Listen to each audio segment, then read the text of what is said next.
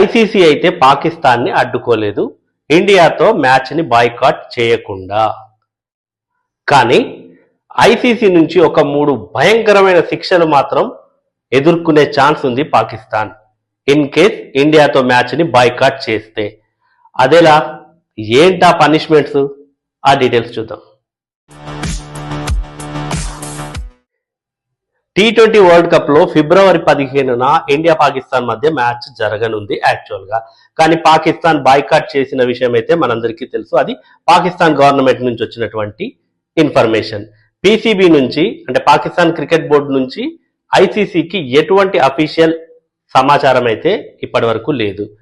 So అయినప్పటికీ కూడా మరి పాకిస్తాన్ ఇండియాతో మ్యాచ్ను బాయ్కాట్ చేయాలని కంకణం కట్టుకొని ఉంది కాబట్టి దానివల్ల వాళ్ళకి 3 రకాల పనిష్మెంట్లు విధించే అవకాశం ఉంది. అవేంటి అంటే, ఫస్ట్ అండ్ ఫార్మోస్ట్ వాకోవర్ నిబంధన.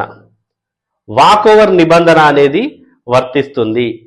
అయితే ఈ విషయంలో బీసీసీఐ అండ్ టీమిండియా కొంచెం స్మార్ట్ గా వ్యవహరించి వాళ్ళు ఇదే పని చేస్తారు. అఫ్ కోర్స్ ఆ రోజు మ్యాచ్ ఫిబ్రవరి 15న వాళ్ళు కొలంబోకి వెళ్తారు. ఆల్రెడీ అక్కడికి రీచ్ అయ్యి ప్రాక్టీస్ చేస్తారు. ఫిబ్రవరి 15న టాస్ టైంకి గ్రౌండ్ లోకి కూడా వెళ్తాడు కెప్టెన్ సూర్యకుమార్ యాదవ్.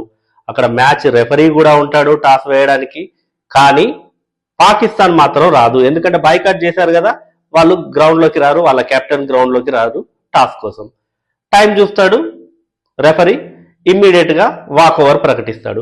మరి వాక్ ఓవర్ ప్రకటించడం వల్ల 2 పాయింట్లు టీమిండియాకి దక్కుతాయి. ఇక్కడితో అయిపోలేదు, ఇప్పుడు అసలు సినిమా ఉంది.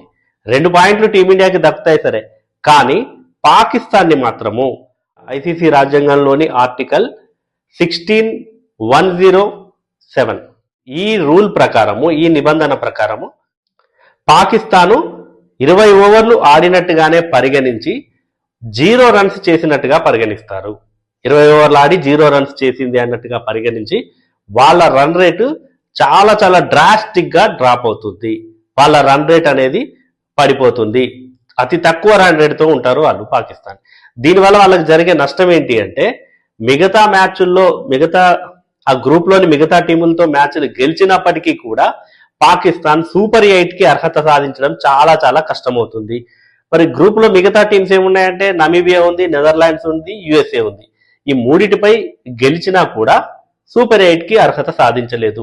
మిగతా టీమ్స్ ఎట్లాగో అవి ఆడుకున్న తర్వాత అవి 1-2 మ్యాచ్లు గెలుస్తాయి, వాటికి కూడా రన్ రేట్ ఉంటుంది. కాబట్టి ఆ 3 టీంల్లో ఒకదానికి సూపర్ 8 వచ్చే ఛాన్స్ ఉంటుంది, సూపర్ 8కి వెళ్లే ఛాన్స్ అయితే ఉంటుంది. ఇది చాలా చాలా ఘోర తప్పిదం అవుతుంది పాకిస్తాన్కి. మరి అట్లాంటప్పుడు టోర్నీనే బహిష్కరిస్తే సరిపోద్ది, వాళ్ళు టోర్నీ ఆడకుండానే సరిపోద్ది. ఇలా ఆడి పరువు పోగొట్టుకోవడం కంటే పాకిస్తాన్ అసలు టోర్నీనే బాయ్కాట్ చేస్తే బాగుండు. ఇక సెకండ్ థింగ్ ఏంటంటే, ఫైనాన్షియల్ గా వాళ్ళు చాలా చాలా చావు దెబ్బ తినబోతున్నారు వాళ్ళు. ఎందుకు అంటే, ఇప్పటికే ఇండియా పాకిస్తాన్ మ్యాచ్ అంటే మనందరికీ తెలుసు, లక్షల కోట్ల బిజినెస్ అనేది జరుగుతుంది. అటు బ్రాడ్కాస్టర్స్కి కానివ్వండి, ఐసీసీకి కానివ్వండి. మరి ఇదంతా కూడా ఆగిపోతుంది ఈ బిజినెస్. మరి ఈ బిజినెస్ ఆగిపోయినప్పుడు ఆ ప్రసార మాధ్యమాలు ఏవైతే ఉంటాయో బ్రాడ్కాస్టర్స్, వాళ్ళు వెళ్ళి ఐసీసీని అడుగుతారు. ఇప్పుడు ఇక్కడ జియో హాట్స్టార్ ఉంది, వాళ్ళకి దగ్గర దగ్గర 250 కోట్ల వరకు నష్టం. వాళ్ళు ఏం చేస్తారు, జియో హాట్స్టార్ వాళ్ళు ఐసీసీ దగ్గరికి వెళ్ళి ఆ నష్టాన్ని ఎలా భర్తీ చేస్తారు అని అడిగితే, ఐసీసీ మాత్రం ఏం చేస్తుంది, ఆ భారాన్ని పీసీబీ పైన వేస్తుంది. పీసీబీ పైన ఎలా వేస్తుంది, ఐసీసీ నుంచి యాన్యువల్ ఇన్కమ్ అనేది వస్తుంది పీసీబీకి, దాంట్లో నుంచే ఈ కోత విధిస్తుంది. ఈ కోత విధించడం వల్ల అది పీసీబీ యాన్యువల్ ఇన్కమ్లో 70 to 80% కోత పడే ఛాన్స్ ఉంటుంది.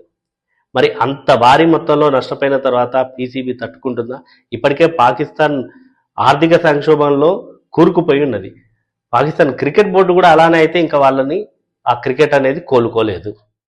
మూడో పనిష్మెంట్ ఏం జరగబోతుందంటే, యాక్చువల్గా ఐసీసీ నిబంధనల ప్రకారము 2.4D ఈ నిబంధన ప్రకారం ఏంటంటే, ప్రభుత్వాలు ఆ దేశ బోర్డులు, ఆ దేశ క్రికెట్ బోర్డులలో జోక్యం చేసుకోవద్దు. శ్రీలంక టీం బ్యాన్ ఎదుర్కొంది. ఇప్పుడు పాకిస్తాన్కి కూడా అదే పరిస్థితి ఎదురవుతుందా? ఎందుకు అంటే, పీసీబీ కాదు అఫీషియల్ గా అనౌన్స్ చేసింది ఇండియాతో మ్యాచ్ ఆడమని. పీసీబీ చేయలేదు, పాకిస్తాన్ గవర్నమెంట్ చేసింది ట్వీట్. మరి పాకిస్తాన్ గవర్నమెంట్ జోక్యం ఎలా ఉంటుంది దీంట్లో? పోనీ గతంలో కొద్దిమంది మాజీలు చెప్పినట్టు ఆ దేశ గవర్నమెంట్ మద్దతు ఇస్తే సరిపోతుంది అని చెప్పారు. అది ఎలాంటి టైంలో? మీ దేశంలో భద్రత లేదు మాకు అని గనక వాళ్ళు నిరూపించదలుచుకుంటే, అంటే సపోజ్ పాకిస్తాన్ ఇండియాలో మాకు భద్రత లేదు అందుకనే మేము మ్యాచ్ను బ్యాన్ చేస్తున్నామంటే దట్ ఈజ్ యాక్సెప్టబుల్. కానీ ఇప్పుడు ఏం జరుగుతుంది? వాళ్ళు ఆడేది ఇండియాలో కాదు కదా, కొలంబోలో. కొలంబోలో ఇండియాతో ఆడబోతుంది అంటే అక్కడ థ్రెట్ లేదు కదా, భద్రతా కారణాలని సాకుగా చూపే అవసరం లేదు కదా. కాబట్టి ఎటువంటి ఆధారాలు, సరైన ఆధారాలు చూపకుండా మ్యాచ్ని బ్యాన్ చేస్తే అది కోడ్ ఉల్లంఘన కిందికి వస్తుంది. ఐసీసీ నిబంధనలకు విరుద్ధము, ఆ కోడ్ని ఉల్లంఘించినట్టు అవుతుంది. సో దీంతో ఐసీసీ పాకిస్తాన్ క్రికెట్ బోర్డుపై చర్యలు తీసుకునే అవకాశం ఉంటుంది. అవి ఎట్లాంటి చర్యలు అన్నది మనం గతంలో కూడా చెప్పుకున్నాము. బయోలెటరల్ సిరీసెస్ రద్దు చేయడము, మిగతా దేశాల ప్లేయర్స్కి అక్కడ ఉన్నటువంటి లీగ్లో ఆడకుండా నో అబ్జెక్షన్ సర్టిఫికెట్ అనేది ఇవ్వకుండా ఉండటం. సో ఇట్లాంటివి చాలా జరుగుతాయి. ఇంకా ఈ 3 అయితే మేజర్గా ఉన్నాయి.